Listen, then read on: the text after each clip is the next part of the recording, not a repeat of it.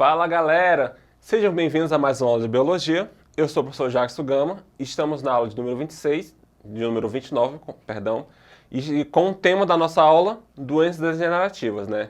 E hoje eu vou explicar para vocês, né, o que são essas doenças, que tipo de órgãos, né, ou de tecidos elas vão afetar e quais são as perdas e os sintomas dessas doenças, tá? Vou explicar ali para vocês as principais doenças degenerativas que acometem a população mundial, certo, pessoal?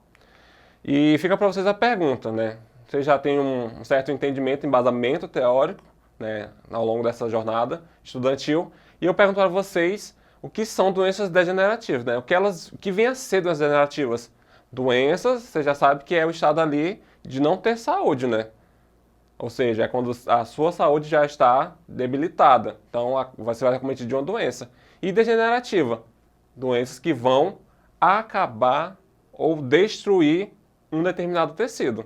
Essas são as doenças degenerativas, como está bem aqui na nossa definição, né? Que são aquelas doenças que são graduais, né? Que elas vão ocasionar uma lesão gradual a longo prazo, né? De caráter irreversível, não tem como desfazer, né? E vai evoluindo com o passar do tempo. Geralmente ela vai limitar as funções vitais, principalmente as de naturezas neurológicas e osteomoleculares, tá? E aí elas podem atingir vasos sanguíneos, como a pressão arterial, né? Também é considerada uma doença degenerativa. Pode atacar os nossos ossos, né? Como a osteoporose, a artrite, a artrose e N outras doenças também que são consideradas doenças degenerativas. A visão, como o glaucoma, né? A catarata. Órgãos internos, o cérebro, principalmente, né? Que são, aí nós temos como exemplo, que eu vou contar aqui para vocês, nós temos o Alzheimer, o mal de Alzheimer, o mal de Parkinson, as escleroses múltiplas, né? A esclerose lateral amiotrófica e N outras doenças também que podem acometer o nosso cérebro, certo, gente? Aí, alguns tecidos, né? Quando eu falo aqui em tecido, gente, alguns tipos de câncer, tá? Também são considerados doenças degenerativas justamente porque elas vão atacar justamente os tecidos e ocasionar a sua destruição. E quais são as causas, né? As causas dessas doenças degenerativas, a maioria são acometidas por fatores genéticos, ou seja, está dentro do gene da pessoa.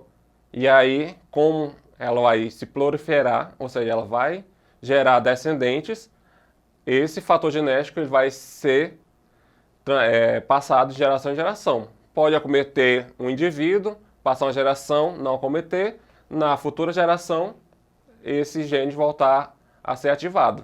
E aí nós temos também os fatores externos. Nesses fatores externos nós temos a má alimentação, né, que aqui a gente pode falar sobre a hipertensão, né, e o sedentarismo também, tá? Então, fatores externos. E aqui a gente pode também citar alguns tipos de doenças que vão estar acometidas a fatores externos, no sentido de contaminação, né? De metais pesados. Então, aí também considera-se uma doença degenerativa de caráter externo, tá? Porque não está intrínseca à pessoa, à sua condição genética, tá? E quais são as principais doenças degenerativas, professor? Como eu falei para vocês, o Alzheimer, Parkinson, esclerose múltipla, esclerose lateral amiotrófica, osteoartrose, osteoporose, arteriosclerose, diabetes, degeneração dos discos intervertebrais, hipertensão, reumatismo, artrite deformante, glaucoma, artrose. Então, pessoal, como eu estava falando para vocês, eu trago aqui o Alzheimer, ou mal de Alzheimer, né? Como muitos falam, é uma das principais doenças que acometem o sistema neurológico, né?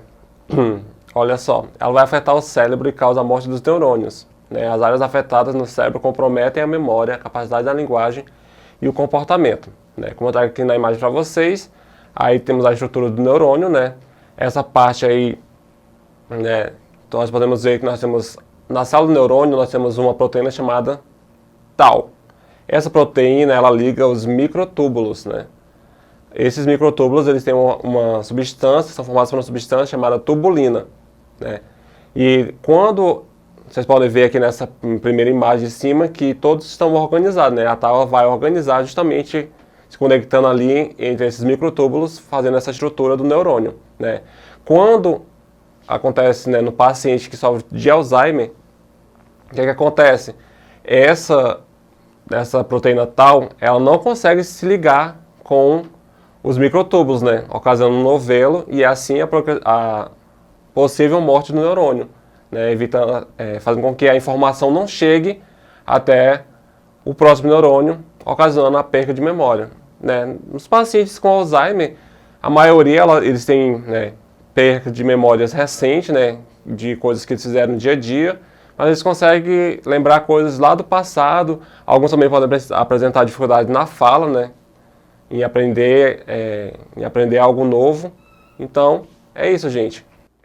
E aí que eu trago a imagem para vocês de como é que é um cérebro normal e um acometido pelo mal de Alzheimer. Como vocês podem ver aí, o cérebro vai ficando, né, vai perdendo a sua capacidade, a sua massa ali, então comprometendo todas as suas funções. Aqui vocês veem uma imagem de uma célula normal e de uma célula afetada, certo? E aí outra doença neurológica é o mal de Parkinson. Também vai afetar as células, neurônios, né? E essa doença, ela vai acontecer ali perto, na área conhecida como substância negra. Essa região é responsável pela produção de neurotransmissores, né, principalmente a dopamina.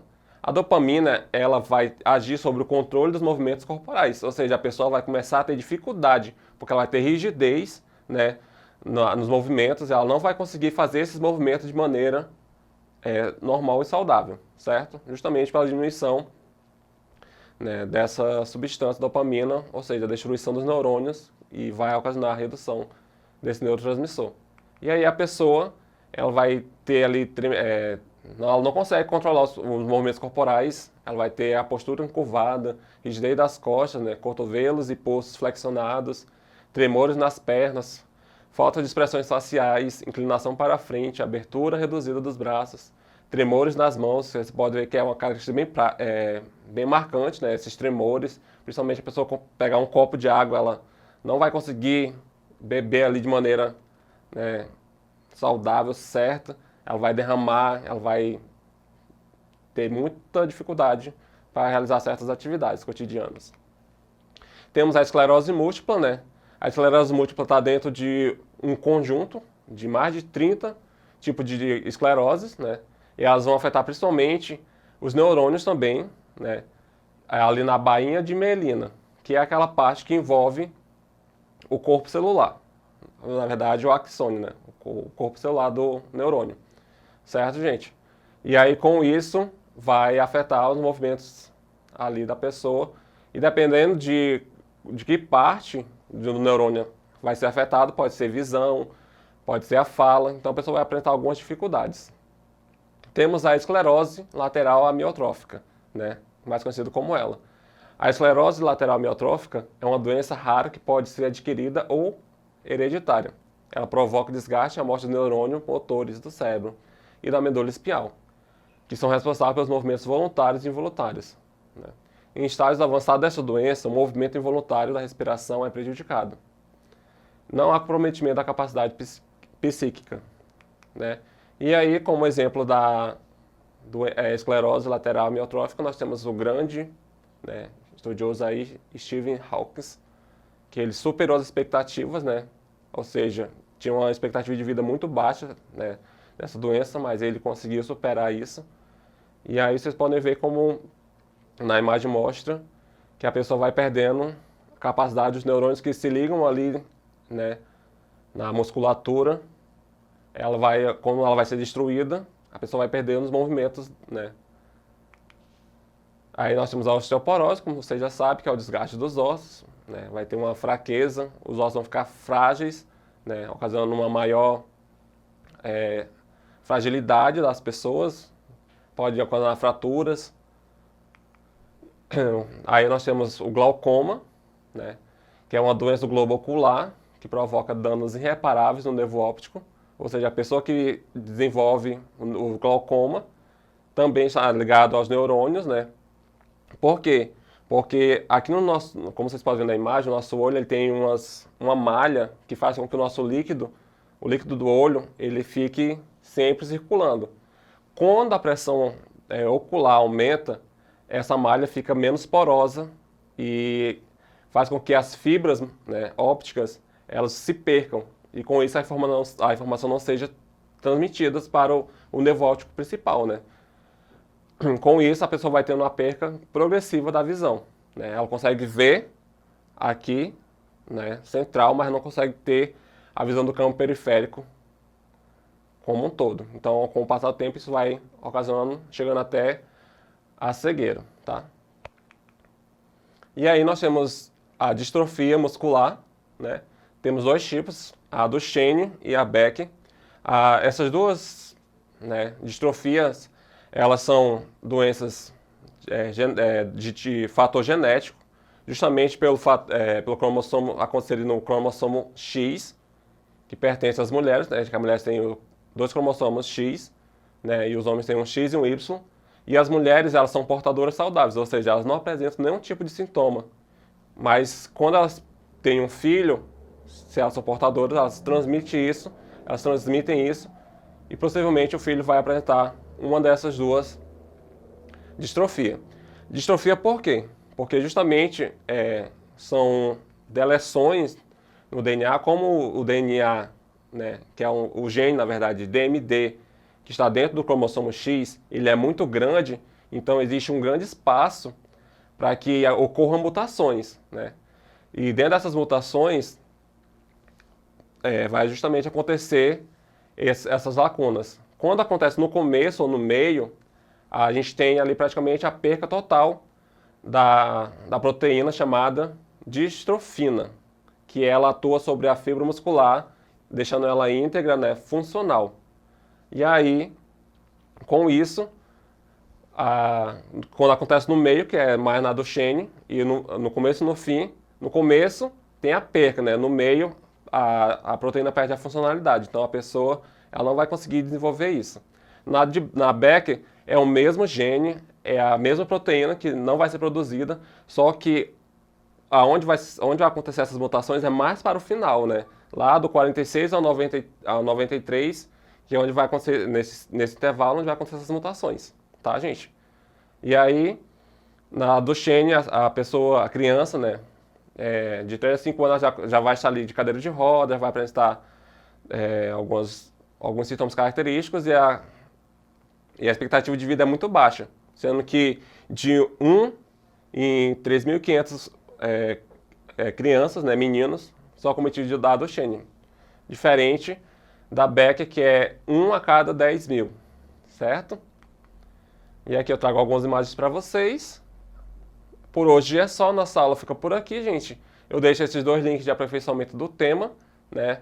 E para essa e outras aulas, acesse a plataforma Eduque. Um abraço e até a próxima.